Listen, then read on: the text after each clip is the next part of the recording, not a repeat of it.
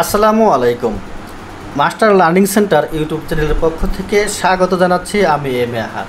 প্রিয় দর্শক, আজকে অত্যন্ত চমৎকার একটি ভিডিও নিয়ে হাজির হয়েছি আপনাদের সামনে।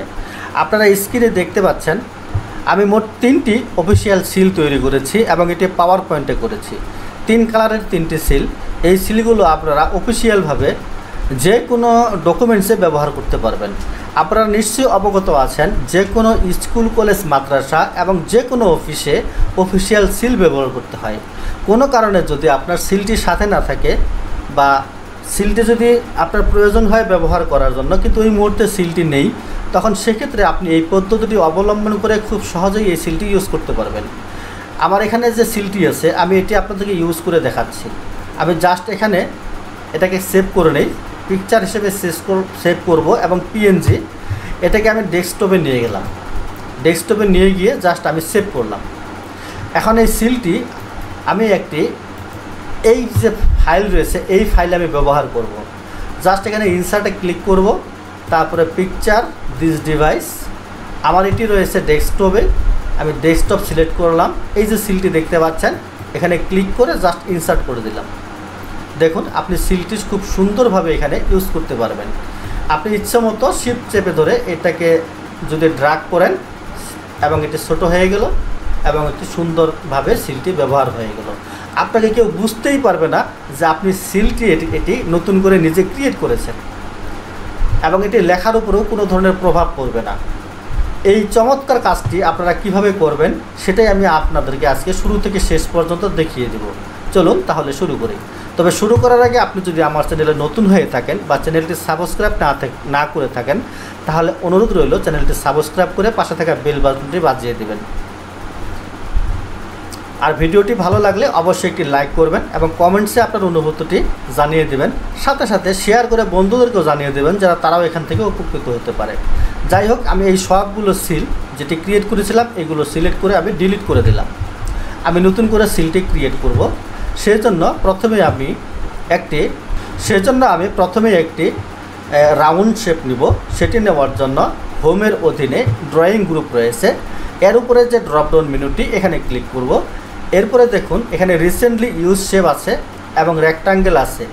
তার নিচে দেখুন বেসিক শেপ। এই বেসিক শেপের অধীনে দ্বিতীয় যে শেপটি এটি হলো রাউন্ড শেপ। আমি এর উপরে ক্লিক করব। এরপরে জাস্ট আমি শিফট চেপে ধরে এভাবে ড্র্যাগ করব। লক্ষ্য করেন আমি এতটুকু পর্যন্ত ড্র্যাগ করলাম। এরপর শেপ ফিলে গিয়ে এটাকে আমি কি করব, নো ফিল করে দেব। আমি জাস্ট নো ফিল করে দিলাম। শেপ আউটলাইনটা এটাকে আমি একটু কালার নিয়ে নেই। এরকম ধরনের কালার একটি আউটলাইন দিতে পারি এবং আউটলাইনটা আমি একটু ডিপলি নেব, কাজে আমি এটা নিয়ে নিলাম। ঠিক আছে, এটা নিয়ে নিলাম। এখন আমি আরেকটি শেপ নেব লেখার জন্য। আমি এই শেপটি নিলাম। নেওয়ার পরে এটাকে ড্র্যাগ করব এভাবে। এখন এখানে আমি লিখব। আমি জাস্ট লিখতেছি এভাবে। আমি জাস্ট আমার চ্যানেলের নামটি লিখলাম। এরপরে জাস্ট এন্টার প্রেস করলাম। এরপর স্থাপিত যেটা হয় ইএসটিডি এটি লিখব আমি। ইএসটিডি আমি 2021 দিলাম। আমার অ্যাড্রেসটা লিখব আমি।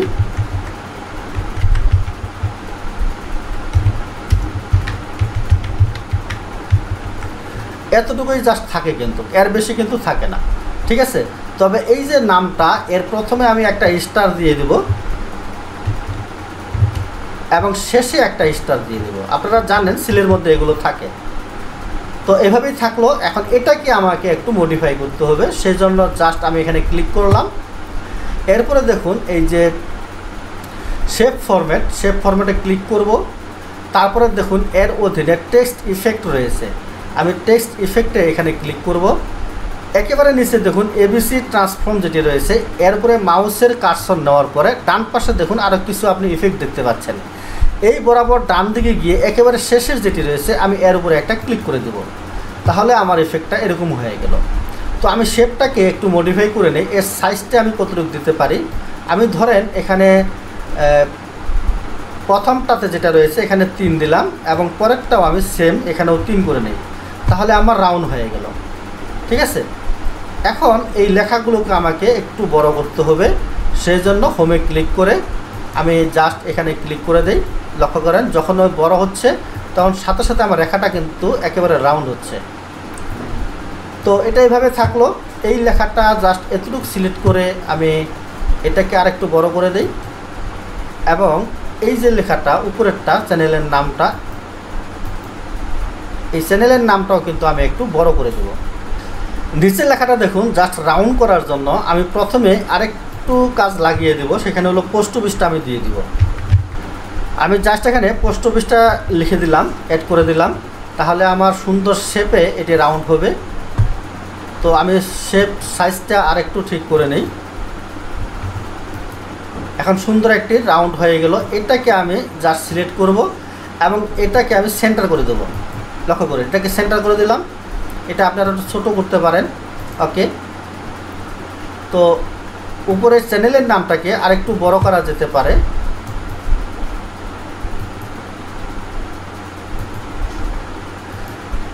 আমি জাস্ট এভাবে করে নিলাম, বাকিটা আপনি আপনার পছন্দ মতো এটিকে মডিফাই করবেন।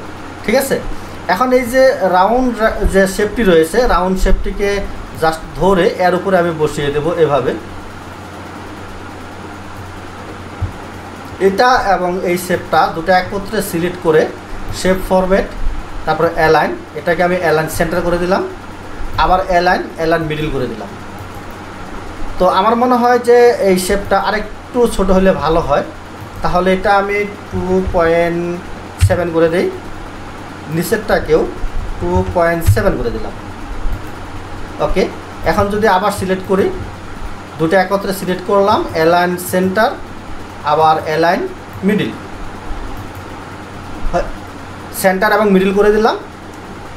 এখন মাঝখানে আমি আরেকটি রাউন্ড শেপ নিয়ে আসবো, সেই জন্য এটাকে জাস্ট সিলেক্ট করলাম, কন্ট্রোল দিয়ে এটাকে ডুপ্লিকেট করে নিলাম এবং শিফট চেপে ধরে জাস্ট এভাবে ড্র্যাগ করলাম। ড্র্যাগ করে লক্ষ্য করুন এতটুকু ছোটো করলাম। ঠিক আছে, এটা এবং আমি যদি সবগুলো একত্রে এইভাবে ড্র্যাগ করে সিলেক্ট করি সেটাও করা যেতে পারে। শেপ ফরম্যাট, অ্যালাইনে ক্লিক করে অ্যালাইন সেন্টার, আবার অ্যালাইনে ক্লিক করে অ্যালাইন মিডল। আমার মনে হয় যে মাঝখানেরটি আরেকটু ছোট হলে ভালো হয়, কাজে এখানে 2.45 আছে, আমি এটাকে 2.2 করে দিলাম এবং নিচেরটাকেও 2.2 করে দিলাম। তাহলে মোটামুটি ভালো একটা শেপে চলে আসলো।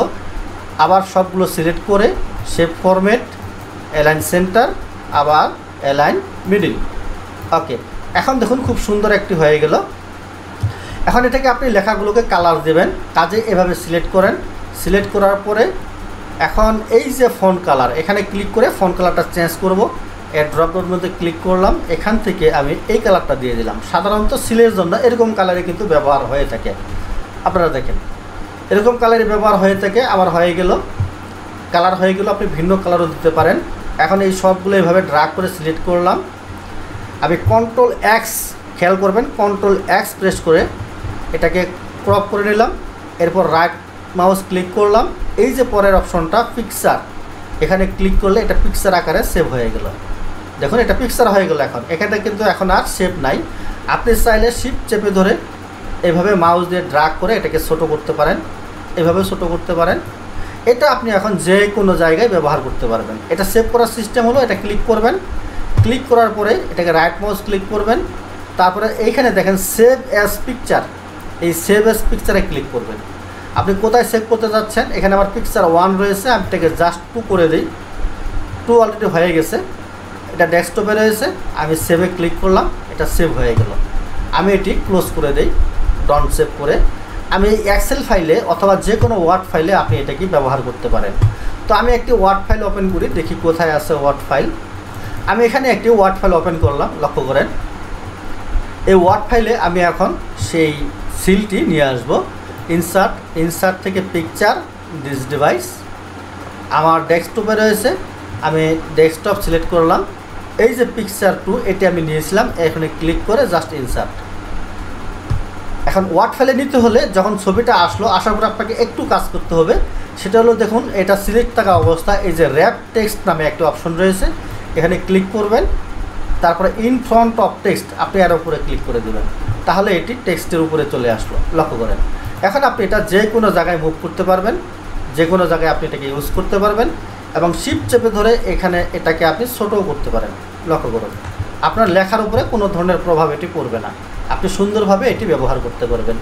তাহলে নিশ্চয়ই বুঝতে পেরেছেন কিভাবে অল্প সময়ের মধ্যে খুব সহজেই একটি অফিসিয়াল গোল সিল আপনি তৈরি করতে পারবেন কোনো রকমের খরচ ছাড়াই, এবং এটি আপনি যুগ যুগ ধরে ব্যবহার করতে পারবেন।